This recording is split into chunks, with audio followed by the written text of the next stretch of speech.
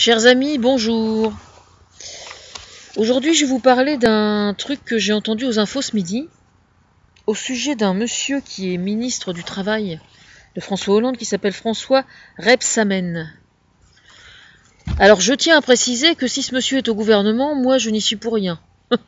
C'est-à-dire qu'il y a certains ministres depuis l'élection de François Hollande que j'ai cautionné, effectivement, et à chaque gouvernement, y compris le dernier. Mais alors ce monsieur-là, je ne sais pas d'où il sort, je ne sais pas quel est son cursus personnel, est-ce qu'il a postulé, est-ce qu'il a rempli un CV, est-ce qu'il s'est fait embaucher sans CV sur le site internet. Je ne sais pas, mais en tout cas, une chose est sûre, c'est que c'est un sacré charlot. Hein. Parce que alors là, visiblement, il y a une chose qui est sûre, c'est qu'il n'a pas beaucoup pointé au chômage, lui, déjà. Sur le plan psychologique, il est quand même extrêmement loin de la préoccupation des gens qui sont au chômage. Ça, c'est une évidence. D'ailleurs, je trouve extrêmement interpellant, pour ma part, de voir que ce soit le ministre du Travail qui s'occupe des chômeurs. Oui, ça peut sembler étrange.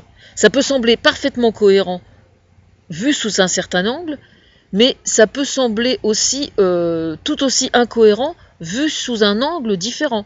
Puisque par définition, quelqu'un qui est au chômage, c'est quelqu'un qui n'est pas dans le monde du travail. Et qui aimerait bien y aller. Alors moi, ce que je voudrais savoir, c'est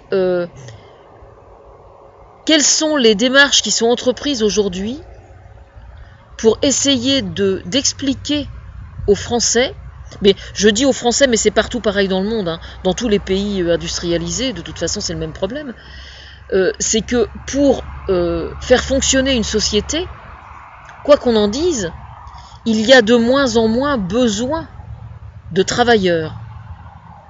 Pourquoi ? Eh bien tout simplement parce que bon nombre de postes ont été supprimés, par exemple, pour mettre des robots à la place. Vous voyez ce que je veux dire, je pense, non ?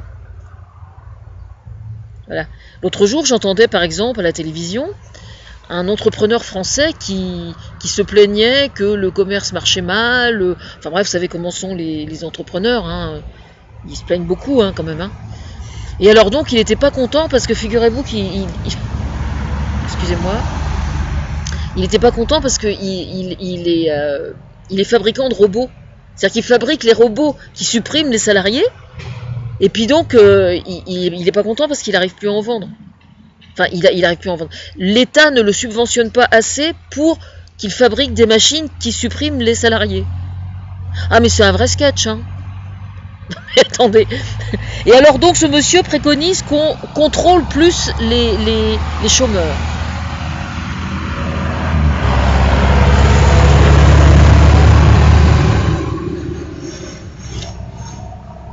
Je trouve ça proprement scandaleux. Je suis juste parfaitement outré par un tel discours. Voilà. Les chômeurs aujourd'hui, ce sont des gens qui se sentent exclus, qui se sentent oubliés. Prétendre qu'un chômeur est un feignant, franchement, comme ça, du but en blanc, il faut vraiment en avoir dans le cuir. Hein. Et surtout ne pas connaître son dossier. Hein. Parce que pour définir, parce qu'il parle de fraude, hein, d'accord ? Il parle de fraude. Alors, pour information, pour qu'un chômeur ait le droit d'être indemnisé, il faut déjà qu'il ait travaillé avant. Hein. Ça se fait pas comme ça. Hein. Je sais pas s'il est au courant. Je me demande s'il est bien au courant de la façon dont ça se passe. Moi, je suis simplement scandalisée, quoi. Aujourd'hui, avec les moyens techniques dont on dispose, je trouve qu'au contraire, les chômeurs devraient se trouver largement délestés de ces contraintes administratives. Hein, parce qu'il existe bien des moyens de prouver qu'on cherche du travail sans devoir se pointer systématiquement au pôle emploi comme c'est prévu, quoi. Je sais, je ne pointe plus depuis pas mal de temps, mais moi je suis au chômage aussi, je suis toujours pas embauché, donc je sais ce que c'est, quoi. Hein. Je veux dire, entre l'inscription, les gens qui travaillent au pôle emploi, ils sont en état de stress permanent du matin au soir. Alors on va leur coller ça en plus sur le dos, quoi. De toute façon, quelqu'un qui est au chômage et qui ne cherche pas de travail, c'est très simple. De toute façon, les indemnités, assez rapidement, elles s'arrêtent hein, d'elles-mêmes. Donc c'est pas la peine de nous raconter des salades comme ça, quoi.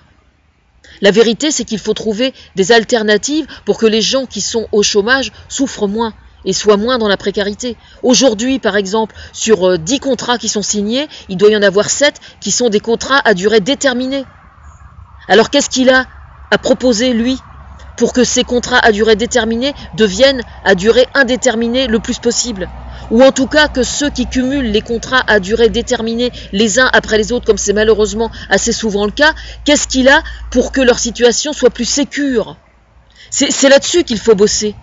Il faut bosser sur ce que représente la valeur travail aujourd'hui. Quelle est la définition même du travail? Parce que par définition, le travail, visiblement, il n'en a pas une bonne définition, parce que le travail, il est aussi fait par des gens qui sont bénévoles, quelquefois, assez souvent. Hein. Je crois que je suis un bon exemple. Un exemple pour le moins caricatural, d'ailleurs, qui commence à fatiguer très largement, si vous voyez ce que je veux dire. Je sais pas comment ce con-là s'est retrouvé au gouvernement.